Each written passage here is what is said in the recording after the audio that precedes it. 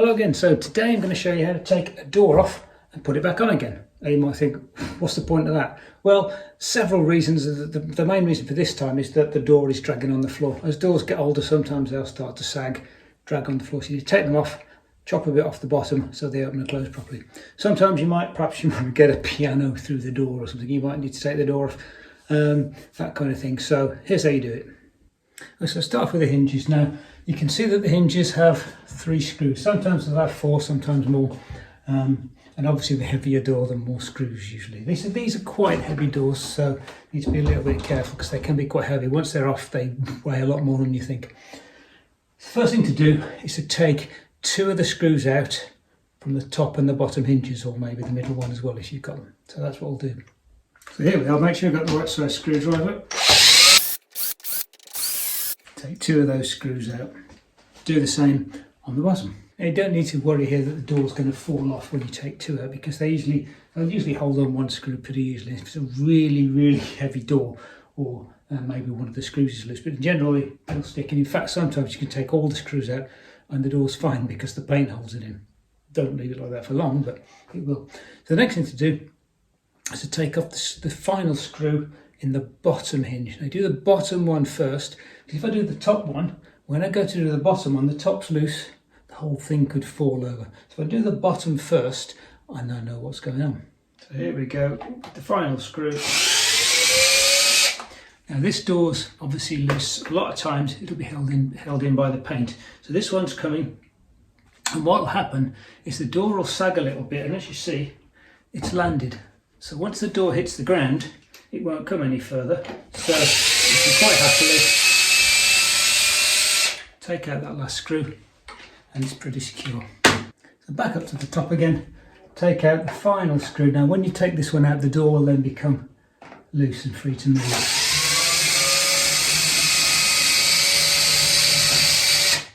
So I've taken the screw out, and I'm just holding onto the door so it doesn't fall down, okay?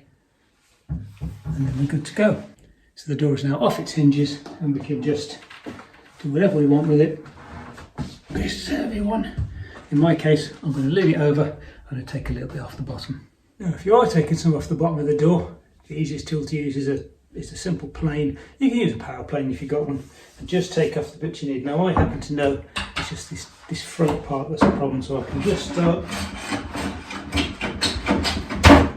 taking some off there. Now, when you're doing this, only ever go forwards across it. Never come back. So if I were to do it, turn around and go that way, what's going to happen is it will catch and it will splinter out the wood on the front. So always go downwards. Okay, so the next step is to put the door back again. So balance it back in the hole, and you'll see that the hinges no longer match. You can't just screw it back in. You've got to lift it up a little so that you can screw it back in. Now the top tip here is to make sure that you have got rid of all the bits of shavings and things off the floor if you've been trimming it. So otherwise you'll leave a layer of slippy dust on the floor, which is just what you want if you're carrying a heavy door around. So top tip. Now there are lots of ways to lift the door up. You can buy all sorts of things to do it, but I find an old magazine that you finished with is the best way. And all you do is you shove it underneath the door, and that will lift it up a little bit. Now obviously doing this on my own, not the easiest. There we go, shove that underneath, and then with a bit of luck the thing will now be level. Now up at the top again, I can compare it, and I can see it needs to go up just a little bit more. And all I do is get another magazine, stick that under. And the beauty of using a magazine is if you go too high, you can open some of the pages and just support it on what's left, so you've got an infinitely variable thing to rest it on. Okay, so now I've got 2 magazines on there, and that seems to be about the right height. So again, starting at the top, because you want to fix the top first so it doesn't fall on you, okay? So all you do, bring it across, you can see that the things line up now. Stick the screw in the hole, and then do it up. So here we go.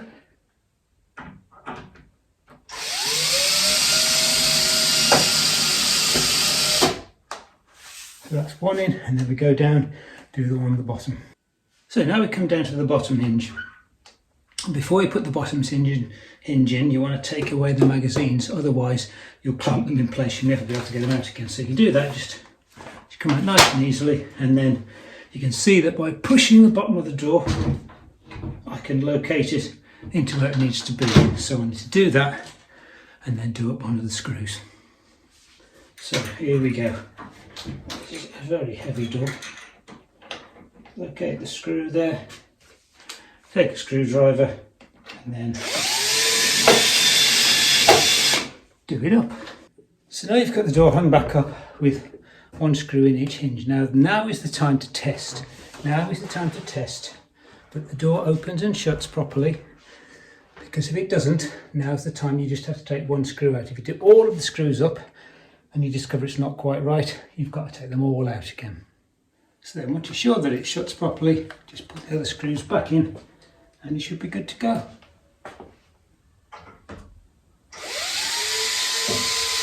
There we are. Now we have one door that opens and shuts without catching on the sides or the floor. Hope that was useful. Feel free to subscribe and maybe I'll see you next time.